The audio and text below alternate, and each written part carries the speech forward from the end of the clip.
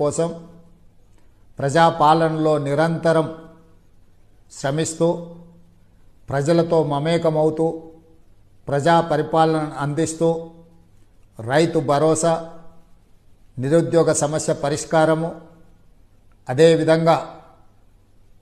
వరికి బోనసు, ఇలాంటి ఎన్నో కార్యక్రమాలను ఈరోజు మనం అమలు చేసుకోవడమే కాకుండా మహిళలకు ఆర్టీసీలో ఉచిత బస్సు ప్రయాణము, 200 యూనిట్ల ఉచిత కరెంటు, 500 రూపాయల సిలిండర్ని ఈరోజు ఆడబిడ్డలకు అందజేస్తూ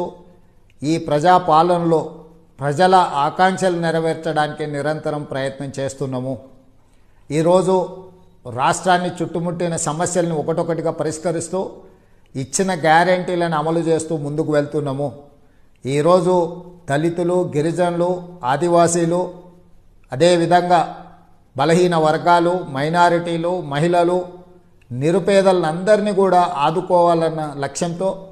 ఈరోజు ప్రభుత్వం ముందుకు